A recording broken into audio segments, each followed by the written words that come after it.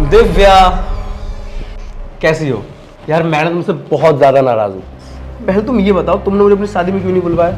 अगर मैं तुम्हारी शादी में आता तो तुम्हारी शादी तुड़वा थोड़ी देता। वैसे शादी के बाद भी ना तुम बड़ी क्यूट लग रही हो।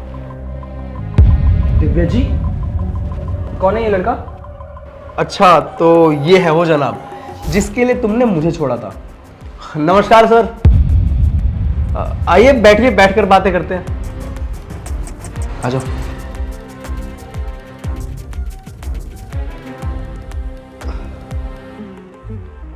अरे सर, आप खड़े क्यों हैं? बैठिए, अपने घर समझिए। आइए।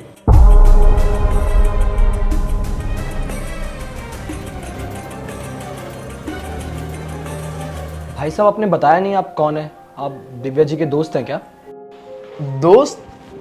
मैं आपको दोस्त लगता हूँ? दिव्या, तुमने इनको बताया नहीं मैं कौन हूँ? कोई बात नहीं, बेचारी ना काम में भूल गई होगी।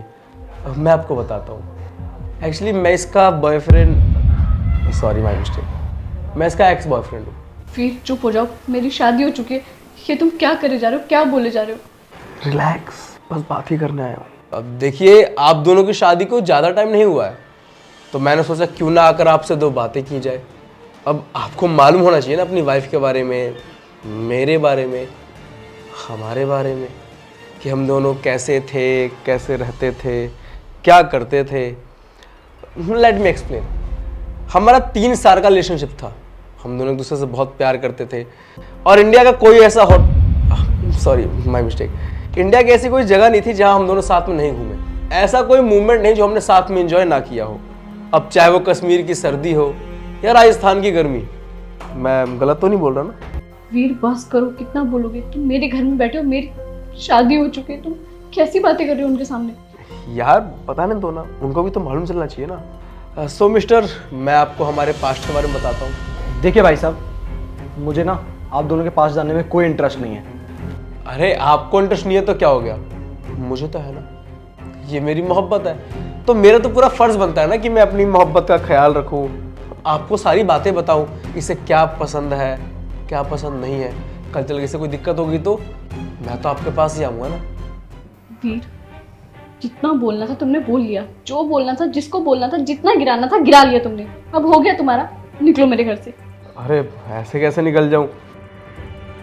इतने दिनों बाद तुमसे मिलने आया हूं। और भाई साहब, आप बताओ, आपको कोई परेशानी है मेरे यहाँ रहने से? नहीं, कोई परेशानी नहीं है, लेकिन अगर आपके यहाँ रहने से मेरी बीवी को परेशानी है तो फिर मुझे भी परेशानी है। आप जा सकते हैं। और भाई साहब, एक बात और बतानी थी आपको। अगर आप दिव्या जी से प्यार करते होते ना तो आप उनकी भी इज्जत करते, लेकिन नहीं, आपने तो क्या किया, उनकी इज्जत नीलाम कर दी, उनकी बेइज्जती करी। मुझे नहीं लगता कि आप उनसे कभी प्यार भी करते होंगे। आप जा सकते हैं यहाँ से। सुन लिया वीर तुमने? देख लिया मेरा पति कैसा है, क्या है, स्टेटस क्या है मेरा। अब निकलो मेरे घर से।